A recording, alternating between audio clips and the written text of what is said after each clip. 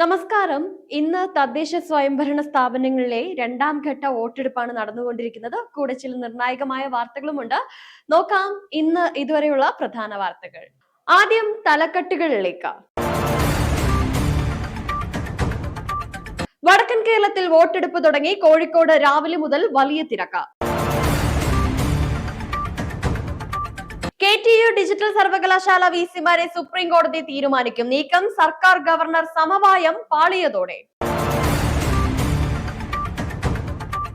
Masala bond ED notice നിയമവിരുദ്ധമെന്ന് കിഫ്ബി ഹൈക്കോടതിയിൽ ഹർജി നൽകി. രാഹുലിനെതിരായ ബലാത്സംഗ കേസ് മുൻകൂർ ജാമ്യാപേക്ഷയുമായി സുഹൃത്ത് ജോബി. വാർത്തകൾ വിശദമായി. കേരളത്തിലെ തദ്ദേശ സ്വയംഭരണ സ്ഥാപനങ്ങളിലേക്കുള്ള തെരഞ്ഞെടുപ്പിന്റെ വോട്ടെടുപ്പ് വടക്കൻ ജില്ലകളിൽ ആരംഭിച്ചിരിക്കുകയാണ്. തൃശൂർ മുതൽ കാസർഗോഡ് വരെയുള്ള 7 ജില്ലകളിലാണ് രണ്ടാം ഘട്ട വോട്ടെടുപ്പ് നടക്കുന്നത്. 470 ഗ്രാമപഞ്ചായത്തുകൾ, 77 ജില്ലാ പഞ്ചായത്തുകൾ കൂടാതെ 7 ജില്ലാ പഞ്ചായത്തുകളുമുണ്ട്. 47 മുനിസിപ്പാലിറ്റികൾ, 3 കോർപ്പറേഷനുകൾ എന്നിവയാണ് ഇന്ന് ജനവിധി തേടുന്നത്. രണ്ടാം ഘട്ട പോളിംഗ് വളരെ ശക്തമായി തന്നെ ഇന്ന് രാവിലെ 7 മണി മുതൽ നടന്നുകൊണ്ടിരിക്കുകയാണ്. നിലവിൽ മലപ്പുറത്താണ് ഇപ്പോൾ കൂടുതൽ പോളിംഗ് നടക്കുന്നത്. ഒപ്പം തന്നെ കോഴിക്കോടും മലപ്പുറത്തും രാവിലെ മുതൽ തന്നെ വലിയ ക്യൂ ആണ് പലയിടത്തും കാണാൻ കഴിയുന്നത്. വൈകുന്നേരം 6 മണി വരെയാണ് പോളിംഗ് ടൈം. കോഴിക്കോട് കോർപ്പറേഷനിൽ പലയിടത്തും വളരെ ശക്തമായ മത്സരമാണ് ഇന്ന് നടക്കുന്നത്. കോൺഗ്രസ് ശക്തമായി തന്നെ ഇറങ്ങുകയും മേയർ സ്ഥാനാർത്ഥിയെ പ്രഖ്യാപിക്കുകയും പിന്നീട് അത് പിൻവലിക്കുകയും ഒക്കെ തന്നെ ചെയ്ത ഒരു സാഹചര്യം ഉണ്ടായിരുന്നു. പക്ഷേ അതൊന്നും ഈ മത്സരത്തിന്റെ തീവ്രത കുറച്ചിട്ടില്ല എന്നുള്ളതാണ്. നിലവിൽ രാവിലെ മുതൽ തന്നെ ഇപ്പോൾ ശക്തമായ പോളിംഗ് ഉണ്ട്. അതോടൊപ്പം തന്നെ ഈ രീതിയിൽ മുൻപോട്ട് പോയാൽ ശക്തമായ തിരഞ്ഞെടുപ്പ് തന്നെയായിരിക്കും തൃശൂർ മുതൽ കാസർഗോഡ് വരെയുള്ള ജില്ലകളിൽ ഇന്ന് നടക്കുക.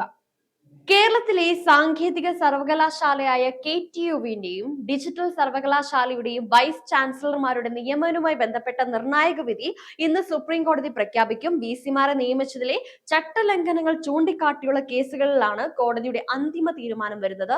ഈ കേസിലെ സുപ്രീം കോടതി വിധി സംസ്ഥാനത്തെ ഉന്നത വിദ്യാഭ്യാസ മേഖലയിലും വലിയ മാറ്റങ്ങൾക്കും ചർച്ചകൾക്കും വഴിയൊരുക്കും. സർവകലാശാല VCമാരെ സുപ്രീം കോടതി തീരുമാനിക്കുമെന്ന കാര്യമാണ് ഇപ്പോൾ മനസ്സിലാക്കാൻ കഴിയുന്നത്. ഇന്നിപ്പോൾ ഈ കേസ് വീണ്ടും പരിഗണനയിൽ വന്നപ്പോൾ ഇതിൽ കൂടുതൽ ഒത്തുതീർപ്പുകളിലേക്കൊന്നും തന്നെ കാര്യങ്ങൾ എത്തിയിട്ടില്ല എന്ന കാര്യം വരുന്നു. കേരളത്തിന് വേണ്ടി ഹാജരായ അഭിഭാഷകൻ ചൂണ്ടിക്കാണിക്കുന്നത് മുഖ്യമന്ത്രി ഇതിനു വേണ്ടി ഒരു കത്ത് നേരത്തെ ഗവർണർക്ക് നൽകിയിരുന്നതാണ്. അതിൽ VCയായി ആരെയാണ് നിയമിക്കേണ്ടത് എന്ന നിലപാട് മുൻകൂട്ടി ഗവർണറെ അറിയിച്ചിരുന്നു എന്ന് ചൂണ്ടിക്കാട്ടി. അതേസമയം തന്നെ ഗവർണർ മുഖ്യമന്ത്രിക്കും ഒരു കത്ത് അയച്ചിരുന്നതാണ്. ആ കത്ത് കോടതി വായിക്കണം എന്നൊരു നിലപാടാണ് ഇപ്പോൾ കാര്യങ്ങൾ എത്തിയിരിക്കുന്നത്. എന്നാൽ ഇതിൽ കോടതിയുടെ നിലപാട് ഒരു കത്തും എനിക്ക് കാണണ്ട, കോടതിക്ക് കാണണ്ട എന്നൊരു നിലപാടാണ് ഇപ്പോൾ കോടതി ഉറച്ചു നിൽക്കുകയാണ്. കേരളം ഇപ്പോഴും ചൂണ്ടിക്കാണിക്കുന്നത് ഗവർണർ ഒരാളുടെ കാര്യത്തിൽ മാത്രം ഉറച്ചു നിൽക്കുന്നു എന്നുള്ളതാണ്. സിസ തോമസിനെ നിയമിക്കുന്ന വിഷയമാണ് ഇപ്പോൾ ഉയർന്നു വരുന്നത്. എന്നാൽ നേരത്തെ സർവകലാശാലയിൽ സിസ തോമസ് ഇരുന്നപ്പോൾ ഇത്തരത്തിൽ എന്തൊക്കെയോ പ്രശ്നങ്ങൾ ഉണ്ടാക്കി എന്നതാണ് കേരളത്തിന്റെ വാദം. എന്നാൽ അതിനുള്ള തെളിവൊന്നും കാണുന്നില്ലല്ലോ എന്ന് കോടതി ചോദിക്കുകയും ചെയ്തു. എന്തായാലും മറ്റ് ആരുടെയും പേര് പരാമർശിച്ചാലും കേരളം അംഗീകരിക്കും എന്ന കാര്യമാണ് ഇപ്പോൾ വ്യക്തമാകുന്നത്. നിലവിൽ അടുത്ത വ്യാഴാഴ്ച ഈ കേസ് വീണ്ടും പരിഗണിക്കും. അപ്പോൾ സർവകലാശാല VCമാരെ സുപ്രീം കോടതി തന്നെ തീരുമാനിക്കുമെന്ന കാര്യമാണ് ഇപ്പോൾ മനസ്സിലാക്കാൻ കഴിയുന്നത്. കിഫ്ബി മസാല ബോണ്ടുകളുമായി ബന്ധപ്പെട്ട എൻഫോഴ്സ്മെന്റ് ഡയറക്ടറേറ്റ് നൽകിയ നോട്ടീസിനെ ചോദ്യം ചെയ്തുകൊണ്ട് ഹൈക്കോടതിയെ സമീപിച്ചു. മസാല ബോണ്ട് വിഷയത്തിൽ ED കിഫ്ബിക്കെതിരെ കേസെടുക്കുകയും ഉദ്യോഗസ്ഥർക്ക് നോട്ടീസ് അയക്കുകയും ചെയ്തിരുന്നു. കിഫ്ബിയുടെ മസാല ബോണ്ട് ഇടപാടുകൾ വിദേശ നാണ്യ വിനിമയ നിയമത്തിന്റെ ലംഘനമാണോ എന്നതായിരുന്നു ED പരിശോധിച്ചിരുന്നത്. കിഫ്ബിക്കും മുഖ്യമന്ത്രിക്കും ഒപ്പം മുൻ ധനമന്ത്രി തോമസ് ഐസക്കിനും നാളെ വൈകുന്നേരം 5 മണിക്കകത്തു തന്നെ ഈ കാര്യത്തിൽ ഒരു മറുപടി നൽകണം എന്നാവശ്യപ്പെട്ടിരുന്നു. നാളെ ഈ സമയപരിധി അവസാനിക്കാനിരിക്കെയാണ് കിഫ്ബി ഹൈക്കോടതിയിൽ ഹർജിയുമായി എത്തിയിരിക്കുന്നത്. എൻഫോഴ്സ്മെന്റ് ഡയറക്ടറേറ്റിന്റെ തന്റെ വാദങ്ങളെ തെറ്റായിട്ടാണ് അവതരിപ്പിച്ചതെന്നും മറ്റൊരു പ്രധാന ആരോപണം മസാല ബോണ്ടിലൂടെ സമാഹരിച്ച പണം തങ്ങൾ റിയൽ എസ്റ്റേറ്റ് കച്ചവടത്തിന് ഉപയോഗിച്ചു എന്നുള്ളതുമാണ്. എന്നാൽ ഇത് എൻഫോഴ്സ്മെന്റ് ഡയറക്ടറേറ്റിന്റെ ആരോപണമാണ്. ഭൂമി വാങ്ങുകയല്ല, മറിച്ച് അത് ഏറ്റെടുക്കുകയാണ് ചെയ്തിരിക്കുന്നത് എന്നുള്ളതാണ്. ഇത് രണ്ടും തമ്മിൽ വ്യത്യാസമുണ്ട്.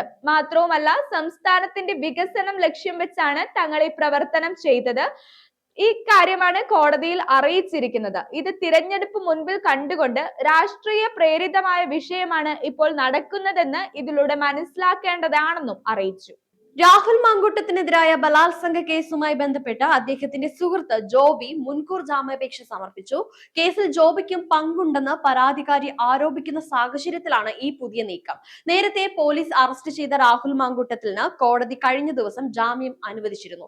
കേസിന്റെ വിശദാംശങ്ങൾ പരിഗണിച്ച് ജോബിയുടെ ജാമ്യാപേക്ഷ കോടതി ഉടൻ തന്നെ പരിഗണിച്ചേക്കും. രാഹുൽ മാങ്കൂട്ടത്തിനെതിരായ 1-ാം കേസിലെ 2-ാം പ്രതിയാണ് ജോബി ജോസഫ്. രാഹുൽ മാങ്കൂട്ടത്തിന്റെ സുഹൃത്തും ഒപ്പം KSUവിന്റെ പ്രവർത്തകനും കൂടിയാണ് ജോബി ജോസഫ്. ഇതിനിടയിലാണ് പരാതിക്കാരി പറയുന്നത് ഗർഭചിത്രത്തിനുള്ള മരുന്ന് തനിക്ക് കൊണ്ടുവന്നെത്തിച്ചത് ജോബിയാണ് എന്നതാണ്. ഈ സുഹൃത്ത് ഒരു കാറിൽ വരികയും കാറിൽ കയറ്റിക്കൊണ്ടുപോയി മരുന്ന് കഴിപ്പിക്കുകയും ഒപ്പം രാഹുലിനെ വീഡിയോ കോളിൽ മരുന്ന് കഴിക്കുന്നത് അയാളെ കാണിച്ചു കൊടുക്കുകയും ചെയ്തു എന്ന കാര്യമാണ് മൊഴിയിൽ കൊടുത്തിരിക്കുന്നത്.